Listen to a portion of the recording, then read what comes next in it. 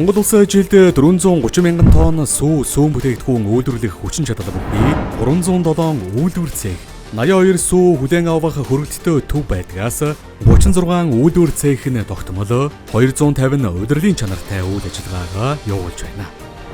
Дээрх үйлдвэр цехүүд суйрлагдсан хүчин чадлынхаа ердөө 32%-ийг ашигладаг бөгөөд 2023 онд 126.8 сая литр сүүн бүтээгдэхүүн боловсруулжээ.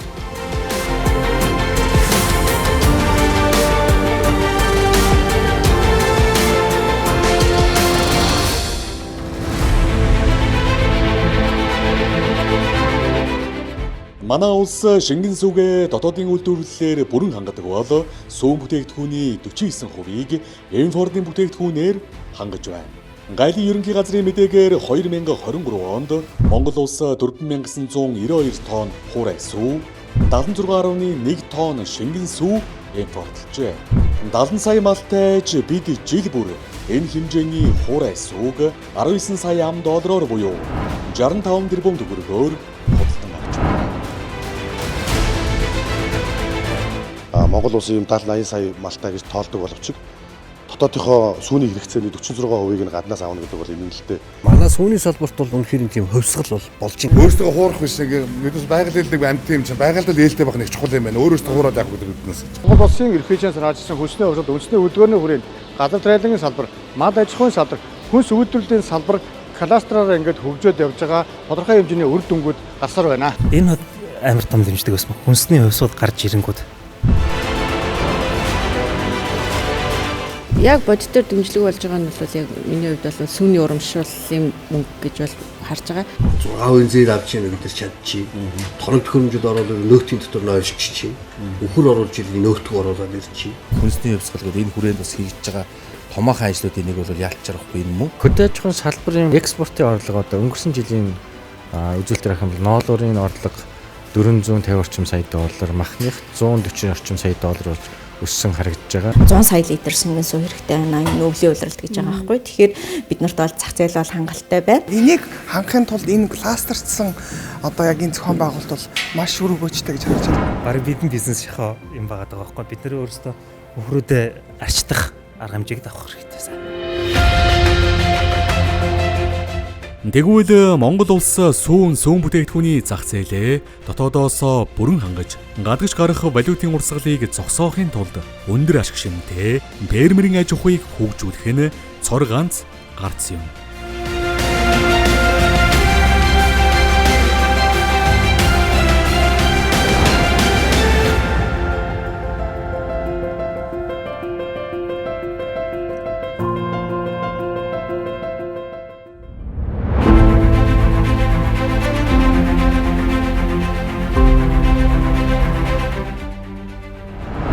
Сүүний кластерын фермийн төслийг Нүүдэлчин агро ферм компани 2018 оноос эхлүүлж Төв аймгийн 3 суманд амжилттай хэрэгжүүлжээ.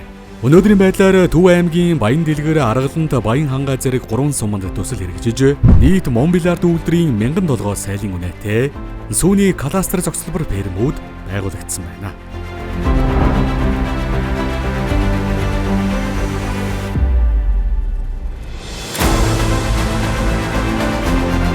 Анхны өрхийн фермийн аж ахуйг хөгжүүлэхээр ингээд үс санаачлагаар залуучуудын өслөөр одоо бий болсон. 3 дахь төсөл уу 30 дахь айлгаа бол одоо бид нар ингээд өрхийн фермийн одоо аж ахуй эрхлэлтэнд дэмжлэг үзүүлж хамтарч ажиллаж байна. Бид нар чи ингээд ямар ч малын мэрэгчлгүй хүмүүс байжгаад энэ чи ингээд хурж ирээд ингээд ирэнгүүт чинь эднийхээс ингээд заавар зөвлөгөө одоо юм малаа яадаг чи ич тижэл тэгэл өхрийн мал хэлтүүлэг. Ерөнхийдөө яг ингээд нэг жоохон чиглэл өгөө явчихдаг. Тэгээ бид нар өөрсдөө яг бас мэдээж хичээж ажиллаж байгаа. Хөдөө аж ахуйн салбарт бол яг ингэж л хөгжөхөөс өөр бараг сонголт байхгүй байгаа байхгүй. Ягаад тэгэхээр ингээд 10 гаруй жил явхад яг манай кластер шиг кластер бол одоохондоо бол Монголд хийгдэггүй байна. Нэг өөрөө кластер ферм учраас апота гэрээтэй машин ирээд өөрсдөө аваа авчихдаг.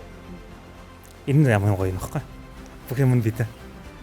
Бараг бидний бизнес шахаа юм байгаа байхгүй. Бид нар өөрсдөө өхрөөдөө арчдах арга хэмжээг авах хэрэгтэй сайн. Гэр бүлээрээ тэгээд фермтэйгээ тэгээд худаг ус цахилгаан за ингээд ногоон байгууламж бүхий л орчныг болоод ингээд нэг дор цогцоор нь шийдсэн. За энэ фермүүд бол түүхий бүтээгдэхүүнээ борлуулах одоо нэгдсэн одоо сүлжээтэй хичээлээ хамтраа шийдчихэж чинь сургалтаа авч чинь тэгэхээр бол маш олон давуу талуудыг нэгтгэсэн зардлыг одоо хамгийн бага түвшинд байлгаад л ашигыг одоо өндөр түвшинд авч явах гэсэн ийм оролдлого л гэж ойлгож байгаа нэг өөр онцлог байна. Уг төсөлд 30 өрөөх хамрагдсан бөгөөд нэг өрхийн ферм 20-40 миллиард үйлдвэрийн сайлын үнэтэй. Тэд сүүний үйлдвэрүүдтэй гэрээ байгуулж жилийн 4 үлрэл шингэн сүүг шинээр нь нийлүүлдэг байна. Одоогийн байдлаар тэд дотоодын сүүний үйлдвэрүүдэд нийт 9 сая литр сүү борлуулжээ. Тусгаа сүүний танктаа тэгээд халаалтын системтэй ингээд литр сүү авсан. Тэр өдөрт 1 сарын 9 литр авч чаддаг. Өдөрт 18 литр гэсэн. 18. Сайн энэ бол 23 4 болж байна. Тэжээдэг яа гэдэг.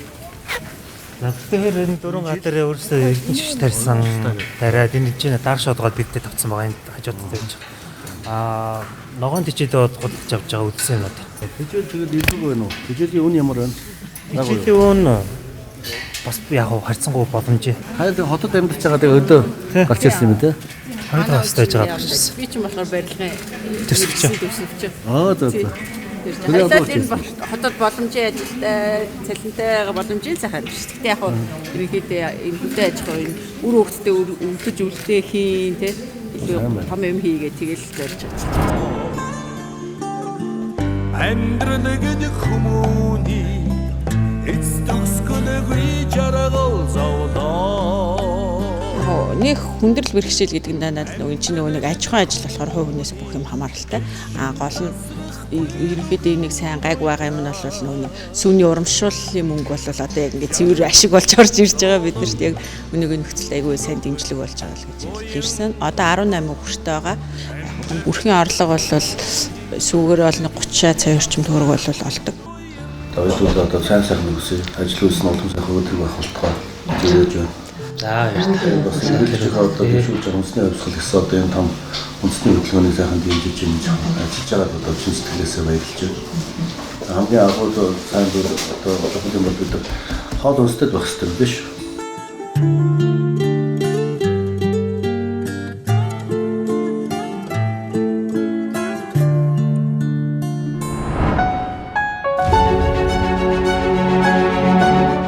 Төв аймгийн Баян хангаан сумын сүүний кадастр фермийн эзэн Оргилынх фермерийн аж ахуй эрхлээд 5 сар болж байна.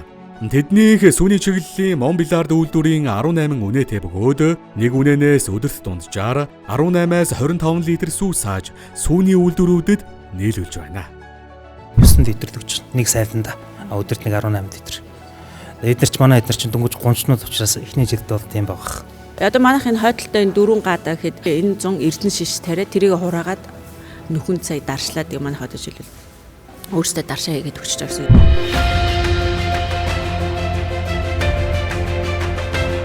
Таад одоо тэгээд ажил төлөө явуулахад хүндрэл бэрхшээлтэй ямар асуудлууд байх юм? Манайд бол одоо хүндрэл бэрхшээлтэй тийм асуудал бол тун гайгүй. Биднэрт бол дутаж чагчдах юм юу байх вэ? Бид юу бол байсан. Одоо үгүй болсон. Учир бол 6% зээл авч яана гэдэг чадчих. Торог төхөөрөмжөд ороод нөөтийн дотор нойрч чинь. Өхөр оруулж ирэх нөөтгөө оруулаад ирчих. Авцраад одоо үйлдвэр тушаачлаа. Урамшуулаа авчиж. Тэжээл бол бидэрт хангалттай. Бидний гаднаас аваад тэр олон тэрбум төгрөгийн сүүг орлоод тэгээ эцсийн хожих нь бол Монгол улс хийж байгаа. Бидний зүгээс одоо яг энэ эрчимцэн мал аж ахуйн кластерын аж ахуйнуудад дэмжсэн бас хөнгөлөлттэй зээлүүдийг нэлээд сайн гаргах хэрэгтэй байна. Тэгэхээр одоо шинэ хоршоо хүнсний хувьсгалаар олгож байгаа зээлүүдийг илүү хооронд нь уялдуулах шаардлагатай. Яг энэ одоо эрчимцэн мал аж ахуйд руу чиглэсэн бас зээлүүдийг нэлээд дэмжиж өгвөл маш хурдан одоо бусад төсөвдөд хөгжих боломжтой юм гэж харж байна. Хүнсний хувьсгалын хүрээнд аль ферм нь бага үедээ утгатай зээл авсан байгаа. За үүнээс гадна Монгол Улсын засгийн газраас хүүхдийн сүүх хөтөлбөр бас хэрэгжиж байгаа. Ингээд дээр нь хүнсний хувьсгалын хүрээнд төрөөс одоо 24 шийдвэр гарсан байгаа. Дээр нь тоног төхөөрөмжийн гайдын дотроос 100% хөнгөлж байгаа, чөлөөлж байгаа гэх мэт маш олон хөнгөлөлт чөлөөлөлт дэмжлэгүүд хүнсний хувьсгалын хүрээнд одоо явагдаж байгаамаа.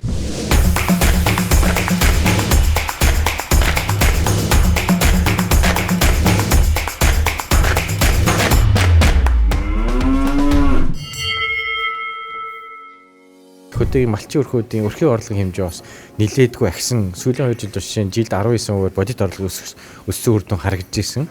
Энэ бол энэ хөтөлбөрүүдийг бас орон нутагт бас амжилттай үр дүн гарч байгаа нэг илэрлэж харж байгаа. Сүүний урамшууллын хэмжээг бол одоо литр тутамд нь 500 төгрөг байсныг 1000 төгрөг болгож одоо урамшууллын хэмжээг нэмэгдүүлсэн. Ингэснээр одоо шингэн сүүний нийлүүлэлт бол маш сайн нэмэгдэж байгаа. Энд бол 10 одоо ферм 10 айл гэсэн үндсэндээ сүүний аж ахуй эрхлээд одоо кластер үйлдвэр гэсэн. Ер нь цаашдаа бол бид бүхэн энэ үйлдвэрүүдийг олноор бий болгоход анхаарал хандуулж Батсанбүр цээл сум дээр бас 2 жижиг одоо үйлдвэрийг барихаар төлөвлөж байна.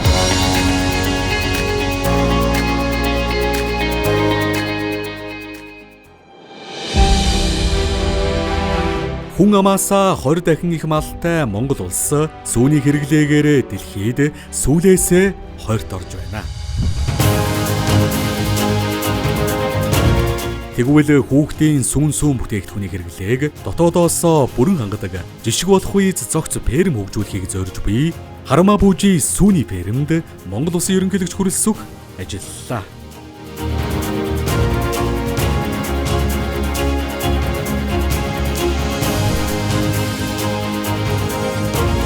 Би 180 оног төгрүүдээс хийгээд хамгийн их суугаад байна. Тэгээд 180 төгрүүдийг 2 оноо. Тэгээд доторх градус нь ер нь бол нэг 12 градус болж байгаа. Үхрийн хамгийн тааламжтай стрессгүй байх градус нь 12 градус гэж үзээд 12 градус төгрөөлөө байлгаа. 8 үхрээр ингээд ороод өөртөө ингээд ороод зогсож байна. Тэгмээд энэ бол цэвэр одоо Африк гэхэд Европын Израильчүүдийн гадаа энэ тэгэхэд монопол гэсэн компани. Оног хөрмж байгаа. Тэгээд бид ингээд угаагаад бид ингээд таамаг цаашгаас хүний гар орохгүй, агаал урууд орохгүй бүх юм хоолоогоор яваад бүтээгдэхүүн гаргаж байгаа. Манай фермийн онцлогын үхрөөсөө газар тарилангаас ахуулаад фермээсээ бүтээгдэхүүн болгоод гаргаж байгаа гэсэн. Францад дахин цэвэрлэх юу оруулж ирсэн. Үйлдвэр. Тэгээ сар биш болоо. Тэгээ датаг бас авч байгаа гэсэн. Тэгээд дараагийн яг фермээ биднээс дэлхийн стандартаа байгаль орчиндөө нээлттэй байна гэсэн үүднээс нь датагаа авангуудаа за дараагийн фермүүд нь бүгд цэвэрлэх байгууламжтай байя.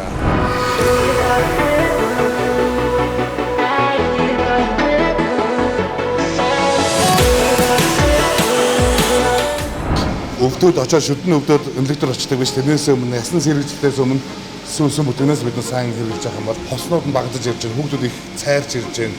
Гэх мэт нь өөр.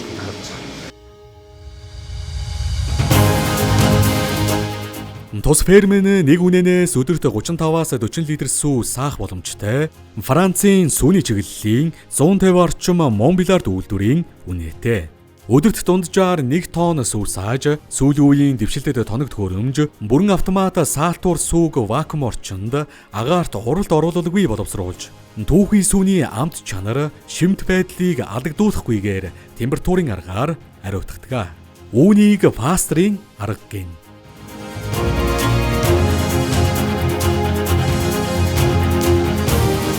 Ингэж боловсруулсан сүүг Шинэ Монгол Харамаа Пүүжи сургуулийн 1800 сурагчдад нийлүүлэхээс гадна томоохон сүлжээ дэлгүүрүүдээр борлуулж байна. Хүрээ маань ерөнхий мэдээллүүд нь энэ дээр байж байгаа.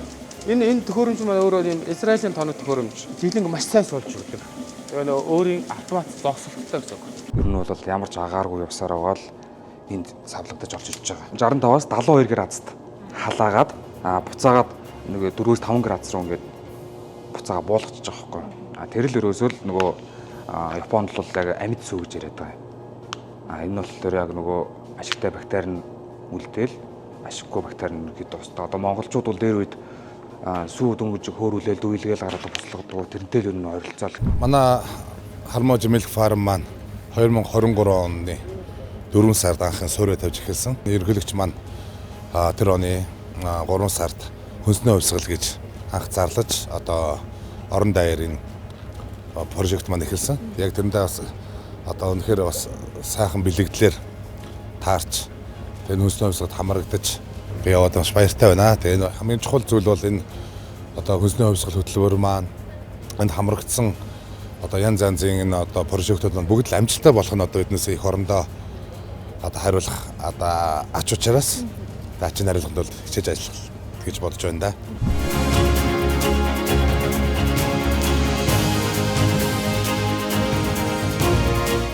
Манайх бол одоо эхний ээлжинд бол яг одоо фермийн стандартыг одоо дэлхийн жишг стандартыг л Монголд эхлээд суулгая гэсэн зорилготой байгаа. Цаашдаа бол одоо бид нар фермээ бол ер нь өргөжүүлж цаашдаа олон фермүүдийг одоо барьна гэсэн тийм төлөвлөгөөтэй байна. Харама Пүүжи сүүний фермийн сүүг Шинэ Монгол Харама Пүүжи ерөнхий боловсролын сургуулийн сурагчид өдөр бүр 200 грамаар уудаг. Тус сургуульд сүүг хөтөлбөр 2 дахь хичээлийн жилдээ хэрэгжиж байна. Олон улсын байгууллагын судалгаагаар Монгол хүүхдүүдийн өдөр давах кальцийн хэмжээ нь 2-оос 3 дахин бага. Д витамины дутагдaltaй, ясны сэргжилт, шүдний өвчлөл өндөр гарчээ. Тэгвэл сүү хөтөлбөрийг цэцэрлэг сургууль хэрэгжүүлэх нь хүүхдийн хэвийн өсөлт, хөгжлийг дэмжих, бие махбодын дархлааг сайжруулах зэрэг олон ач холбогдолтой. 2000 сурагчтай сургууль байх юм бол одоогийн байдлаар 3 сургуулийг бол бүрэн хангах хүчин чадалтай байгаа. Ер нь манай улсын тоогоор бол 60 мянган хүүхдийг хамрагдуулна гэж бодоход манайх шиг ийм сүүний ферм л ахаад 90 гаруй ширхэг хэрэгтэй байгаад байгаа. Сурагч хүүхдүүдтэй л одоо эрүүл аюулгүй органик сүг, сүү бүтээгдэхүүний хүргэе гэсэн зорилготой байгуулагдсан. Дараа жилээс сүү хөтөлбөр гэдэг зүйл маань батлагдсан байгаа. Үүгээр дамжуулж Монголын хүүхдүүд маань бүгд машин шин ариун сүг одоо хүртэж эрүүл Монгол иргэн олон олонний төрөг болтгоо гэж бодож байна. Монгол Улсын ерөнхийлөгчийн санаачилсан хүнсний хувьсгал хөтөлбөрийн хүрээнд сүүн бүтээгдэхүүний үйлдвэрлэлийн 22 нэр төрлийн тоног төхөөрөмжийг гайлын албан татвараас чөлөөлжээ. Мөн хүнсний боловсруулах үйлдвэрүүдэд эргэлтийн хөрөнгийн болон хөрөнгө оруулалтын хөнгөлөлтөө зээлийг арилжааны 10 банкаар дамжуулан олгож байна. Сүүний урамшууллыг зөвхөн үнэний сүүнд олгож байсан бол бүх төрлийн сүүнд литр тутамд 1000 төгрөгийн урамшуулал олгож байна. Энэ 3 дахь төслийн хувьд бол маш том боломж аахгүй юу? Бид нар хүнсний хувьсгалд ороод 6% үедээ зээл аваад тийм бага үедээгээр манай энэ кластрын зээл нь энэ фирм хүртэ болж ийн гэсэн үг шүү дээ. А өмнөхөд төслүүд маань болохоор яг хаан банкны жилийн 10-аас 15% үедээ зээл хамрагдчихсэн. 5 жилийн хугацаанд 6% хүнд тодорхой одоо хэмжээгээр хамруулж чадсан. Энэ хүнсний хувьсгал хөтөлбөрөөр бид нар шиг одоо ферм байгуулж байгаа анх одоо ферм байгуулж хийж байгаа хүмүүст бол маш их дэмжлэг болж байгаа. Манайх ч одоо хүнсний хувьсгал хөтөлбөрийн хүрээнд бол хөнгөлөлтөө зээлүүд хамрагдаж ажлуудаа ингээд хийгээ явж байгаа. За бид нар энэ одоо тэжээл дундын бааз том тэжээлийн үйлдвэр ус өдр байгуулж байна. За энэ бүхэн бол одоо импортын болон айлын дотроос чөлөөлөгдсөн явж байна. Ер нь сайлын ферм аж ахуй хамгийн өндөр гардаг тэжээлийн зардлал бууруулж тэжээлийн хангалттай бэлдсэн байхад энэ аж ахуй цаашаагаа бол одоо хөгжөөд хөгжлийнхөө хэрээр бол эдийн засаг төв нэмрээ оруулаад хүн амын эрүүл мэндийг хамгаалах энэ одоо ариун үйлсэд бол манай энэ фермрүүдийн оруулж байгаа хувь нэмэр бол өдрөөс өдөрт бол өрсөн нэмэр гэж маш одоо ач холбогдлыг одоо өгч байна л гэж ингэж ойлгож байна. Төр бодлогоор сүүний салбарыг дэмжиж, төрийн тэргүүний санаачилгаар улс орон даяар хэрэгжиж буй хүнсний хувьсгалын үр дүнд 2020 онд 6.8 сая литр байсан шингэн сүүний нийлүүлэлт жил дараалан өсөж 2024 онд 29.1 сая литр болж сэрүүний удирдлагын шингэн сүүний нийлүүлэлт 3 дахин нэмэгджээ. Харин цаашид эрчимдсэн фермерийн аж ахуйг хөгжүүлж, сүү цогцолдуулах, өндөр ашиг шимтээ малын үйлдвэр ухсааг сайжруулах, импортыг орлох бүтээгдэхүүн эх орондоо үйлдвэрлэх нь чухал байна.